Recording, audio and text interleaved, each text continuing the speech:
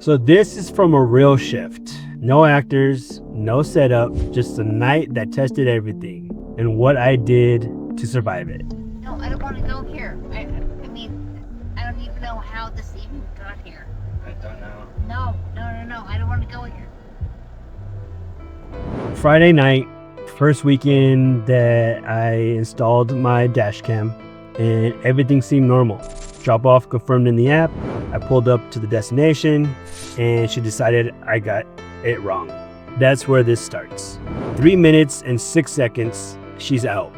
Support's already on the line and my blood pressure is doing something I don't want to talk about. She wasn't get out of my car. Cunt! Fuck you, bitch! Fuck you, cunt! Go drink somewhere else. So here are 3 rules, real ones. Not the stuff Lyft puts in their onboarding email, the stuff nobody tells you until you're already in it. Rule 1, stop talking.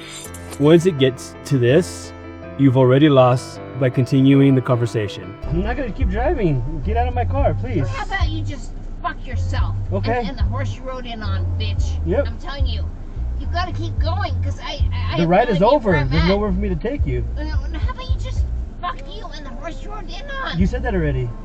Every word you say gives them something to respond to, something to escalate. The only sentence you need is this: I need you to exit my vehicle. That's it. Say it once, maybe twice, then go silent. You don't explain the app, you don't defend the route, you don't tell them they're wrong, because they're not hearing logic, they're hearing noise. Silence is the move.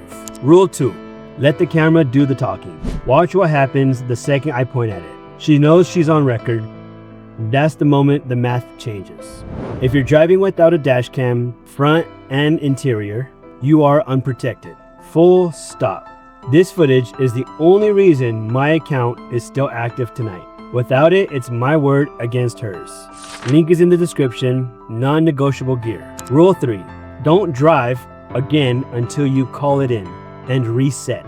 I call support right there before I move the car, not after 3 more rides, right then. And then watch what happened 2 minutes later. So, I mean, my God. honestly, And then there's an accident right your here. call. Okay. Hold on, let me pull over here because someone just got in an accident in front of me. Oh goodness. Jesus. Looks like It just happened. Is it bad? No, it doesn't look that bad. I mean, they hit. They're in the middle of the street, but they're getting out of the car, so they look like they're okay. All right, I'm pulled over here now. Oh my goodness. Okay. That could have been me. Still running hot from the last 10 minutes. If I pull away angry and distracted, that's a different night entirely. Call support, document it, then sit for 5 minutes before you move. Reset, then drive. The bigger picture. This is what the road to premium actually looks like. Not just the earnings, not just the miles. Nights like this where you have to make a real decision under real pressure when everything in you wants to react. The drivers who make it to Uber Black, Lyft Black, they're not just better at the app, they're better at moments like this. So 3 rules: stop talking, let the camera work, and reset before you roll. Write them down if you have to. I'm building something bigger than rideshare, and it's nights like this that remind me exactly why. This is where most people quit. Follow for the real rideshare life, from rideshare to premium.